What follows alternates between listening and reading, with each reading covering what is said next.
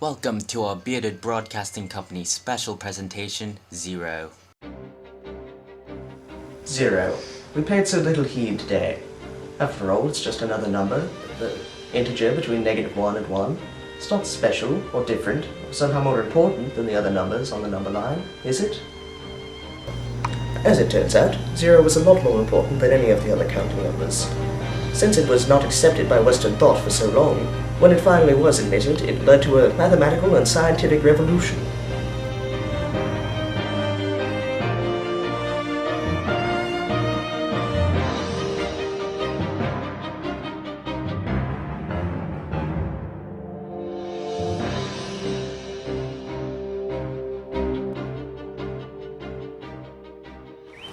The reason that zero is not accepted by Western thought is rooted in the birth of numbers.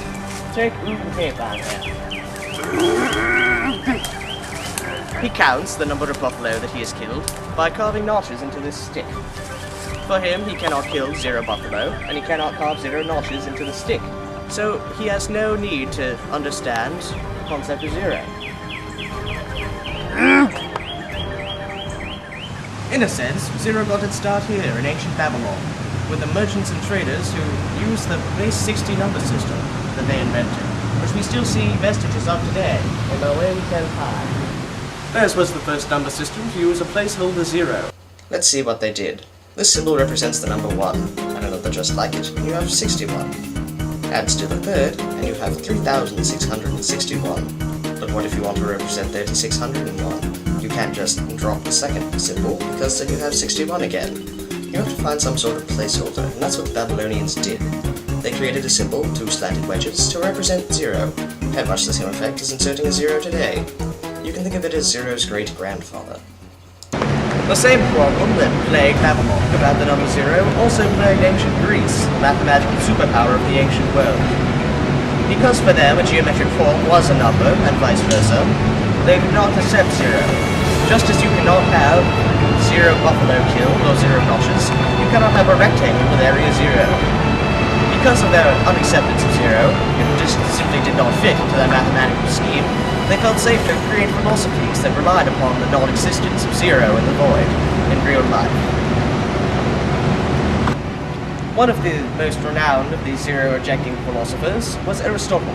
If you would care to explain your philosophy to us, Aristotle. Certainly.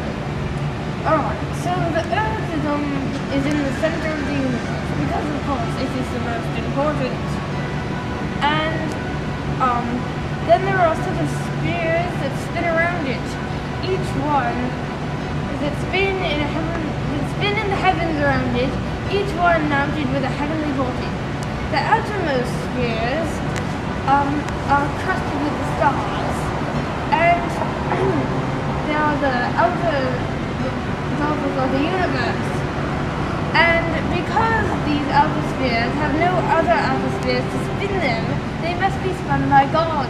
Therefore, this is proof that God exists.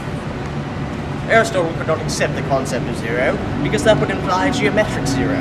And if there was a geometric void, then there could simply be an infinite void outside of his last sphere, eliminating the proof that God exists. However, a rival school of thought, the Atomists, accepted just this. The Atomists, a different school of thought than Aristotle, accepted that there could be 0 and a geometric void. If you would please tell us about your philosophy?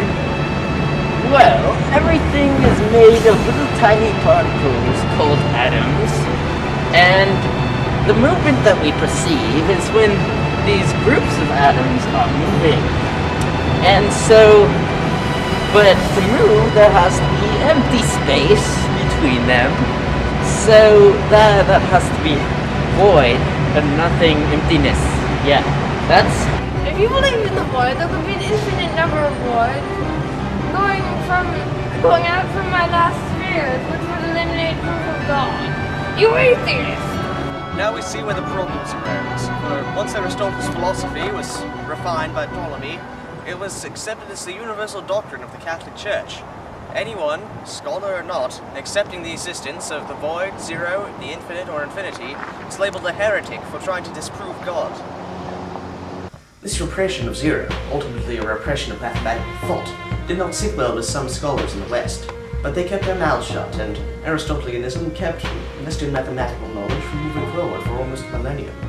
It would take Zero, returning from the detour that it had taken to the east, to break down, finally, this wall.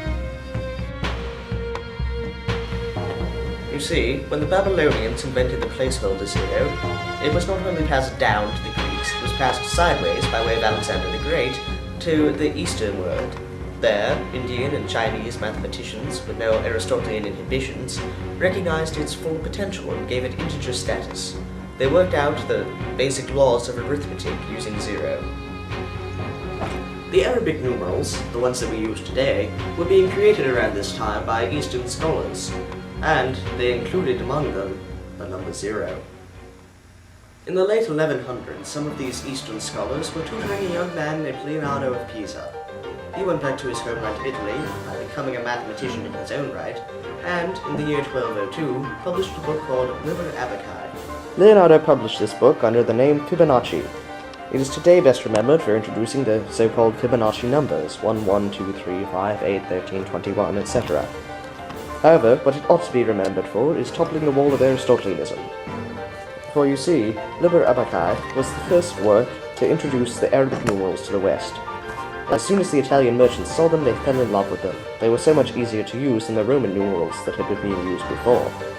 The government and the church tried to suppress them, but they spread like wildfire throughout the commerce of the countryside.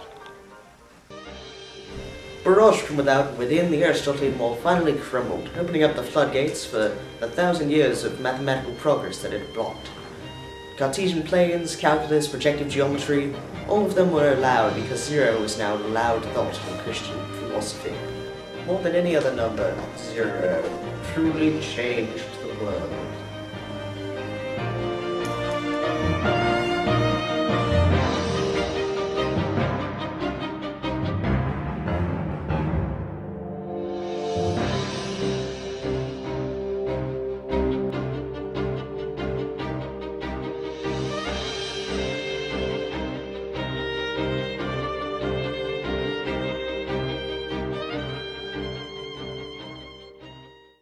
This has been a Harry Scary Ham production.